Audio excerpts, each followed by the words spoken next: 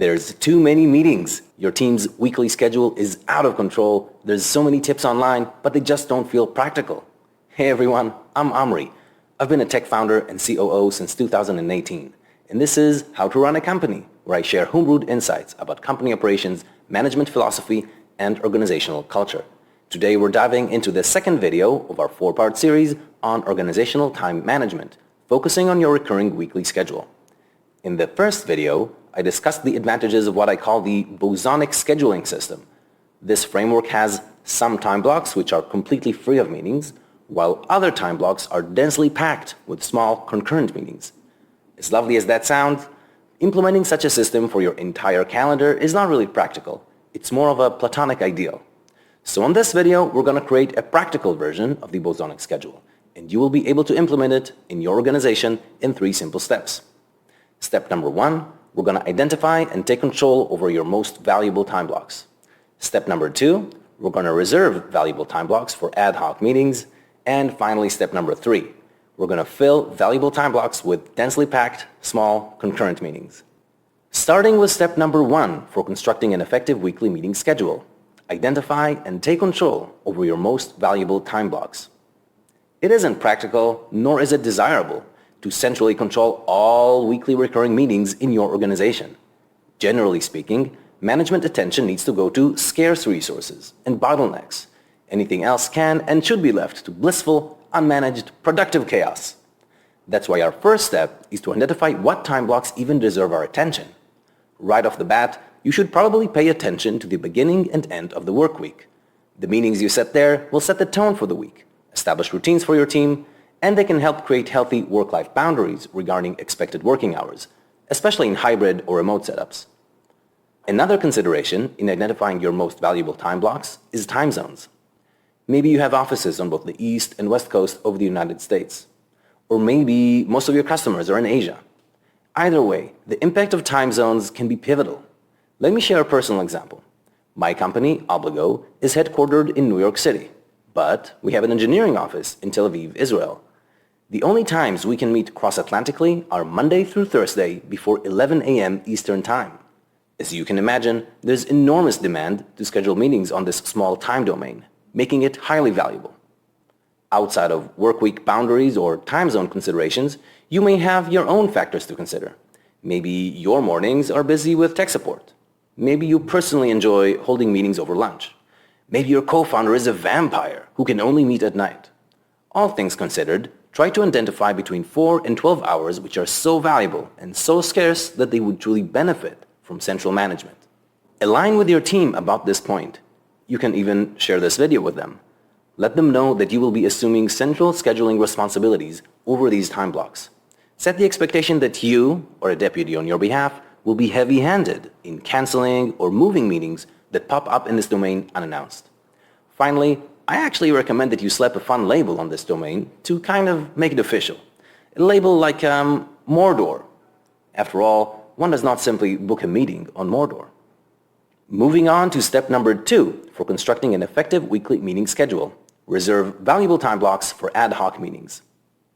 Okay, there's so many important meetings to schedule that you may be tempted to gobble up all the available time. But I recommend something different.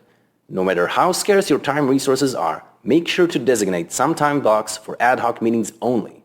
Now, I'm not saying that these blocks should be completely meeting-free, but I am saying you shouldn't have any pre-scheduled recurring meetings in them. There are 3 reasons why I think ad hoc meeting blocks are important. The first and most obvious reason for ad hoc meeting blocks: you really will need to schedule ad hoc meetings, often requiring attendance from multiple time zones or even all-hands attendance. An ad hoc buffer within your most valuable time blocks can and will be used for urgent decision-making, company-wide kickoffs, security training, management training, and fun all-hands virtual events.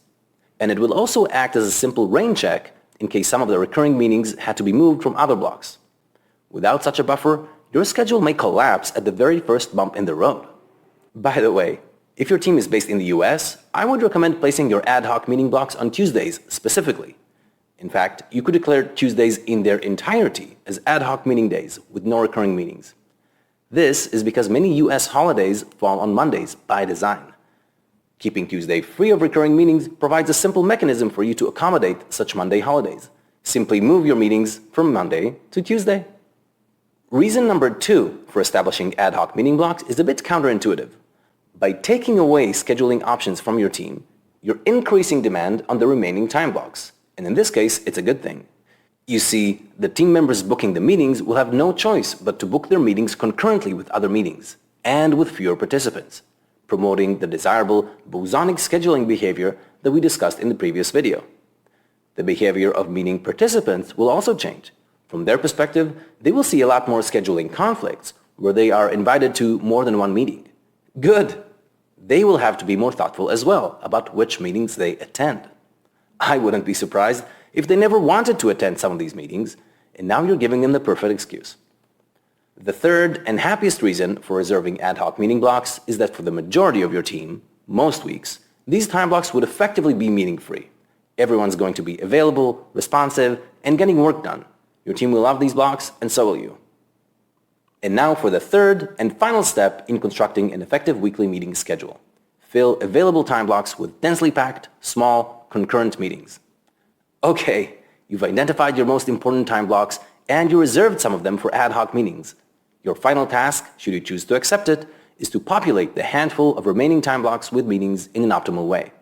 To the extent possible, you want to densely pack some time slots with a high number of important, small, concurrent meetings, while leaving as many time slots as possible completely free of meetings. These are the so-called bosonic scheduling principles that we discussed in the previous video. There's no exact recipe here. You will need to get creative and play some meeting Tetris to accomplish an optimal result.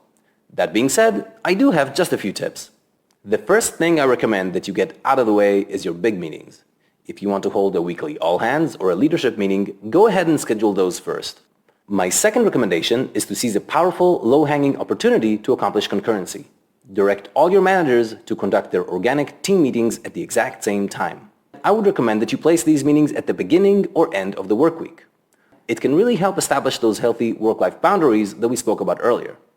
Pro tip, ask your managers to explain this work-life boundary motivation openly to their teams. They are adults, they are professionals, they will get it. My third recommendation to create concurrency is to take a given team and split the team members up into different meetings that occur at the same time. A classic example would be the members of the product team, who can each lead their own cross-functional product squad meeting, and they should be able to do that at the same time. My fourth recommendation for concurrency becomes more relevant as you scale. You could have different levels of hierarchy meet at the same time. For instance, while the individual contributors meet with their direct managers, an executive meeting can happen simultaneously. As your organization continues to scale from hundreds to thousands, one approach you could take is to create entire parallel universes of meetings and delegate management over each universe to a different high-level manager. When organizations scale, they often adopt a matrix management hierarchy style, where each employee belongs to both a function, like finance or marketing, and to a product area. If that's the case in your organization, then you could create such parallel universes along the axes of your matrix. For example, on some time blocks, different product areas would have their own universe of meetings. In other blocks, different functions would have their own universe. And remember, each universe would be governed according to the same rules we've been discussing so far, so you would really enjoy crazy levels of concurrency if you adopt this style. Alright, with these 3 steps, we are already well on our way to scheduling nirvana. But it's a bittersweet victory. Since you can only be in one place at any one time, you will never be able to attend all these wonderful, small meetings that you worked so hard to orchestrate. Like Moses never entering the promised land. But there is a silver lining. In the next video, we're going to discuss how to modify our cadence with the 4 phases of the moon. This will allow you an opportunity to visit some of these meetings on occasion. More importantly, it will enable us to integrate lower frequency meetings, such as bi-weeklies or monthlies, into the framework.